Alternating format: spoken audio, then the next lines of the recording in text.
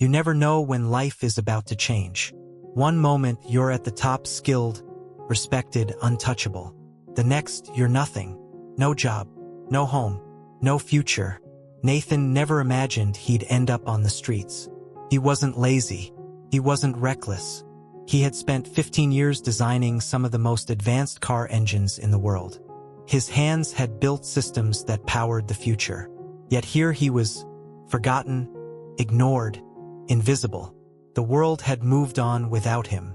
Every morning, he woke up on a cold stretch of pavement near a Tesla charging station. Every night, he watched people plug in their luxury cars, sip their overpriced lattes, and never once look in his direction. But what if one moment could change everything? What if one small decision, one step forward instead of back, could pull him from the shadows and into a future no one saw coming? Nathan didn't know it yet, but the night ahead would be the moment that turned everything around. And it all started with a broken-down Tesla. The fall, a genius forgotten. Nathan had always been the guy who could fix anything. Car wouldn't start? He knew the problem before opening the hood. A system failed? He could spot the flaw in seconds. His world revolved around precision. Engineering wasn't just a job, it was in his blood. He had spent years at a top car manufacturer, designing electric motors, troubleshooting high-voltage drive systems, making sure every machine he touched ran better than before. Then came the layoffs. The company cut costs, let go of hundreds, and Nathan was one of them. At first, he wasn't worried. A man with his skills? He'd find something fast. But days stretched into weeks. Weeks turned into months. The calls never came. Employers wanted younger, cheaper hires, engineers trained in newer systems, willing to work for less. Nathan had experience, but experience didn't pay the bills. His savings dried up. The bills stacked higher. The pressure crushed him. Then his wife left. The mortgage payments stopped and the bank took the house. He still had his car, at least. A place to sleep, a space to call his own. But when the engine failed one night, he knew it was over. Now he was just another man on the sidewalk. Another face no one noticed. Another story the world didn't care about. But stories don't always end where you expect them to. Nathan thought his best days were behind him. He had no idea that fate was about to give him one last shot. One final test. And this time, the whole world would be watching. Nathan sat on the cold pavement, his back against the concrete pillar of the charging station. The night air was sharp, cutting through the thin layers of his hoodie. He pulled his blanket tighter, watching as sleek electric cars rolled in and out, their owners lost in their own world. The hum of charging stations filled the silence, blending with the soft murmur of conversations.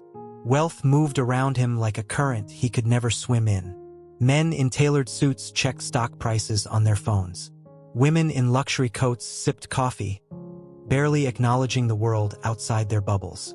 No one looked his way. They never did. Then, a different sound broke through the usual noise.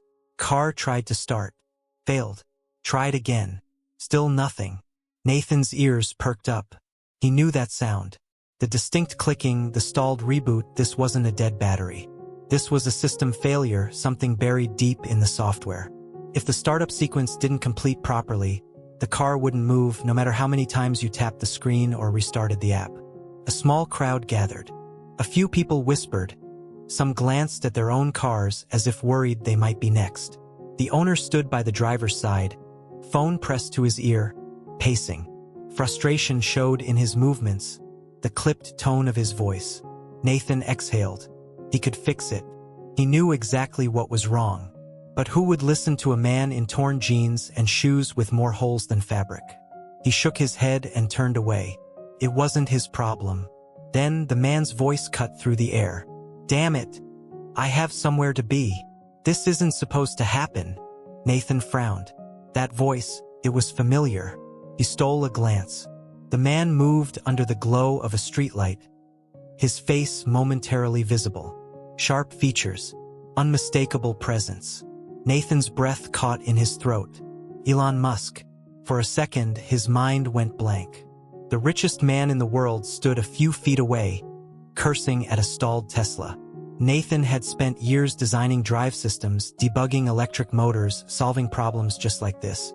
And now, the person behind one of the biggest car companies on the planet was stuck, unaware that the solution was sitting 20 feet away.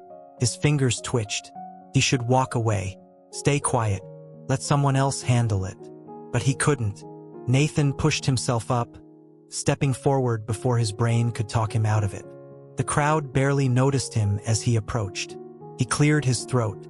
"It's not the battery," he said, his voice steady. A few heads turned. The reaction was immediate. People's eyes scanned him, taking in his worn-out hoodie, his unshaven face. A few turned away, uninterested. Others smirked. Musk was still on the phone, not paying attention. Nathan took another step. "It's the power management system," he continued. The startup sequence stalled mid-cycle. "You need a hard reboot." This time, Musk's head lifted. His eyes met Nathan's, assessing him in an instant. "And you know this how?" Nathan crossed his arms.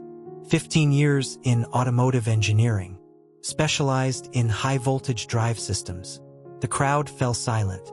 Nathan expected Musk to wave him off, to turn back to his call, dismissing him like everyone else. Instead, he reached into his pocket, pulled out the key card, and held it out. "All right," Musk said. "Show me." Nathan didn't hesitate. The moment the card hit his palm, instinct took over. He slid into the driver's seat, tapping the brake. The touchscreen flickered, trying to recover. The system was stuck in a loop, software frozen mid-boot. He moved quickly, forced a manual shutdown, bypassed the diagnostic system that had stalled. Then, using a combination of brake and accelerator inputs, he triggered a secondary restart, something most Tesla owners didn't even know existed. The car went silent, dead. 3 seconds passed. Then the dashboard lit up. The system rebooted, fully operational. Nathan let out a slow breath. "Should be good now." Musk leaned in, glancing at the screen. He tapped a few settings, checking the system logs. The error was gone. "That was impressive," he muttered. Nathan stepped back, wiping his hands on his jeans. "Wasn't that hard?" Musk smirked. "Maybe not for you." Then, he reached into his jacket, pulling out a neat stack of bills. "Here, for your time." Nathan stiffened. This was exactly why he hadn't wanted to help. He didn't want handouts. He didn't want pity. He shook his head. "I don't want your money." Musk raised an eyebrow. "Then what do you want?" Nathan glanced around. People were still watching, whispering. He felt the weight of years of being overlooked, discarded. "Nothing," he said finally. "Just glad I could help." Musk studied him for a long moment. Then he gave a small nod. Nathan turned, ready to disappear back into the shadows. But before he could take another step, Musk called after him. "What's your name?" Nathan hesitated. Then, over his shoulder, he said, "Nathan." Nathan thought that was the end of it. He had no idea it was only the beginning. Nathan walked away, his hands stuffed into his pockets, the night air still clinging to his skin. He had done what he could. The car was fixed. The problem was solved. That was enough, or so he thought. By morning, everything had changed. The first thing he noticed was the noise. Voices. Too many of them. He blinked against the early sunlight, sitting up slowly, his body still stiff from sleeping on concrete. Then he saw them. A cluster of people stood at the edge of the parking lot. Some held cameras, others gripped microphones. Reporters. His stomach clenched. He wasn't used to attention. He had spent months blending into the background, ignored, unseen. Now all of a sudden they were here, for him. There he is. A woman in a blazer pointed. The group moved, fast. Nathan gritted his teeth. He pulled his blanket around his shoulders, half hoping they would just leave him alone. But it was too late. "Nathan!" A reporter ducked past a charging station. "Can you tell us what happened last night? What did Elon Musk say to you? Did he offer you a job?" Questions flew at him, one after another. Cameras pointed straight at his face. People who wouldn't have spared him a second glance yesterday now hung onto his every move. Nathan's pulse pounded. He wanted to disappear. But where? He had nowhere to go, no doors to close, no walls to hide behind. Then, cutting through the noise, came a voice. Calm, steady, firm. All right, that's enough. The reporters turned. The cameras followed. Elon Musk stood near the curb, hands in his pockets, looking completely unbothered by the chaos. His presence alone was enough to shift the energy. The reporters backed up slightly, redirecting their focus. Mr. Musk, one of them started. Is it true you're offering Nathan a position at Tesla? Nathan froze. Wait, what? Musk's eyes flicked toward him, then back to the reporters. We'll discuss that privately. Then he looked directly at Nathan. Come with me. Nathan hesitated. His brain struggled to process everything happening at once. But with the cameras flashing, the reporters pressing in, he realized he had no better option. Anywhere was better than here. Without another word, he got up and followed Musk. Nathan sat stiffly in the passenger seat as the Tesla glided down the highway. The interior smelled of leather and new technology, a stark contrast to the cold pavement he had slept on just hours ago. He had no idea where they were going, but Musk remained silent, his fingers tapping lightly against the wheel. Minutes passed. Nathan shifted uncomfortably, his mind racing. Was this some kind of test? A joke?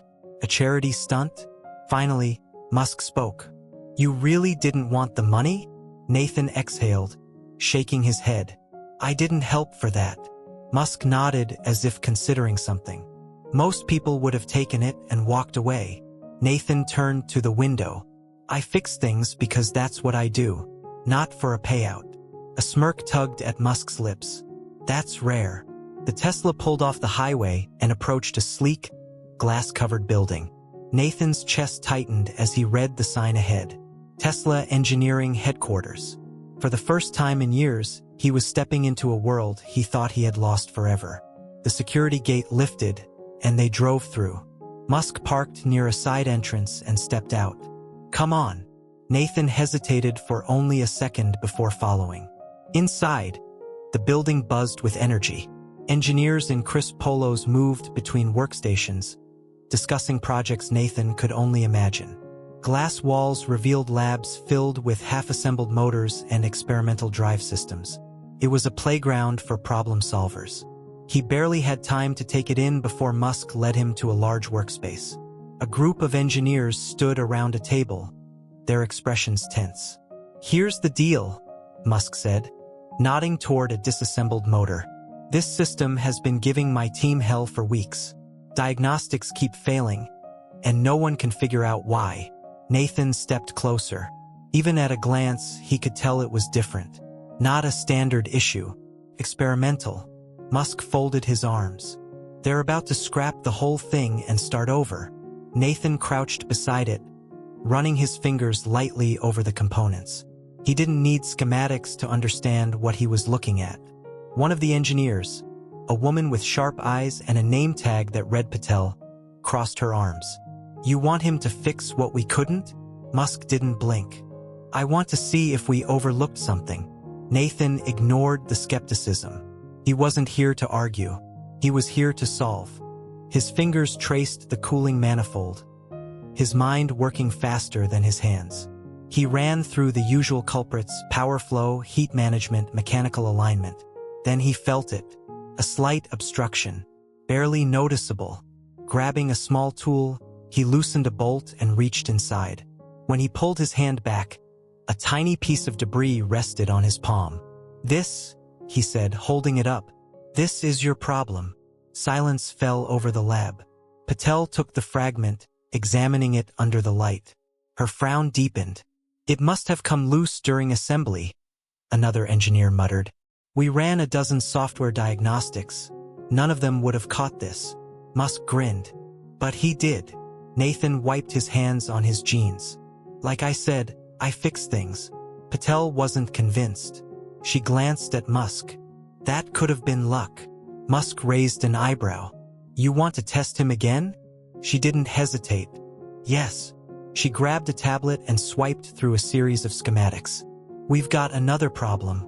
A prototype keeps overheating after 5 minutes of operation. No mechanical faults. The coolant system is intact, but it's failing under high stress. You figure out why. You're the real deal. Nathan took the tablet and scanned the data. The numbers swam before his eyes, but in seconds, something stood out. The heat dispersion rate was off, but not because of a mechanical defect. He looked up. What's the alloy mix in the cooling plates? Patel frowned. Standard composite blend. Nathan shook his head. That's your problem. The material can't handle the load. The motor isn't overheating because something's broken. It's overheating because the heat transfer rate is too slow. You need a different compound with a higher thermal conductivity. Patel's eyes widened. You're saying it's a design flaw? Nathan nodded. Change the material and the problem's gone. Musk chuckled. That's twice now. The engineers murmured among themselves. Some pulled up new schematics. Others were already running simulations based on his insight. Patel looked at him differently now. The skepticism was gone. How the hell did you notice that so fast? Nathan hesitated. He didn't like talking about the past. But for the first time in a long time, someone actually wanted to hear his answer. I spent 15 years designing drive systems. High-voltage propulsion. It's in my blood. Musk nodded, studying him. Then he asked the question Nathan had been dreading. So how'd you end up here? Nathan exhaled. Bad luck. Bad decisions. No pity in Musk's eyes. Just calculation. Then he turned to the engineers. Give him a workstation. A few of them hesitated, but when Musk spoke, people listened. Patel sighed and gestured toward an open desk. I'll set him up. Nathan followed, feeling the weight of every stare in the room. He still didn't belong here. Not yet, but he would. Musk smirked. You just solved 2 problems in under an hour that some of the smartest minds here have been stuck on for weeks. You don't belong on the street, Nathan. He extended a hand. You belong here. Nathan swallowed hard. His hands shook. Not from nerves, but from something he hadn't felt in years. Hope. He gripped Musk's hand firmly. All right. Musk grinned. Good. You start Monday. Nathan thought getting the job was the hard part. He had no idea the real challenge was proving he deserved to keep it. Nathan stepped through the doors of Tesla HQ, now with a badge clipped to his shirt.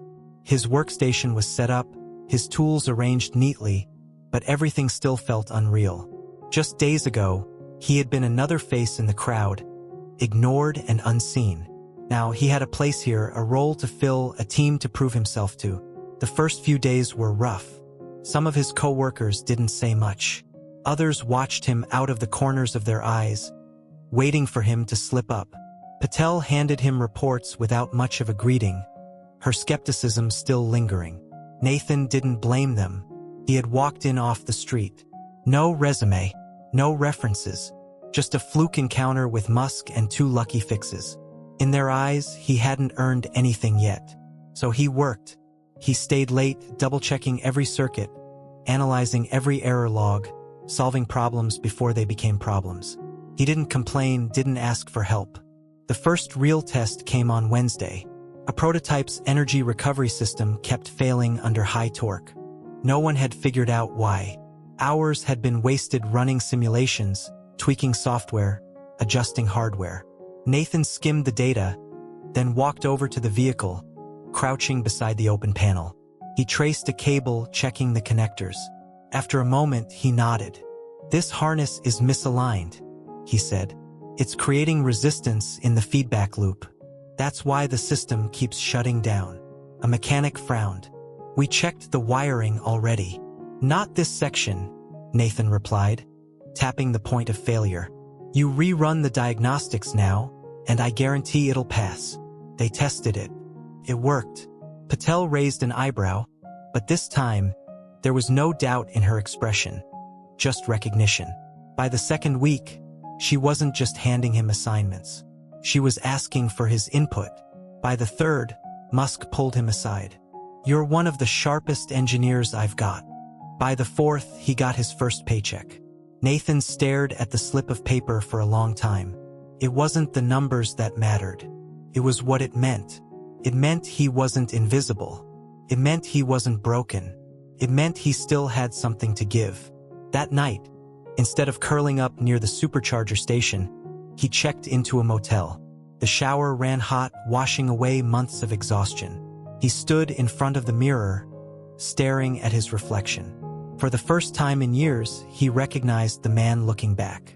Months later, he stood outside a small apartment complex in Palo Alto. Nothing fancy, just walls, a door, and a key in his hand. But it was his. As he stepped inside, he thought about how close he had come to disappearing completely. All it had taken was one night, one decision, one moment to step forward instead of turning away. Now, he wasn't just surviving. He was back. Nathan stood by his window, watching the city lights stretch beyond the horizon. The same streets where he had once been invisible now felt different. He had a place in this world again. He thought about the nights spent curled up under an overpass, the endless days of rejection, the feeling that no one cared if he disappeared. It would have been easy to stay in the shadows, to believe that his story was over. But it wasn't. One choice had changed everything. If he hadn't spoken up that night, if he had ignored the stalled Tesla, convinced himself that no one would listen, he would still be on the streets. Instead, he had stepped forward. It hadn't been luck. It hadn't been charity. It had been skill. It had been years of experience, still sharp, still valuable. The world had written him off, but he had never truly lost what made him who he was. If there was one thing he had learned, it was this: no situation is permanent. Life can break you, strip everything away, leave you with nothing. But as long as you still have something to give, you are never truly out of the game. Sometimes all it takes is one moment, one decision, one chance, and everything can change. So if you feel like the world has forgotten you, like the doors have closed and there's no way forward, don't give up. Because you never know when the right moment will come. And when it does, be ready to take it.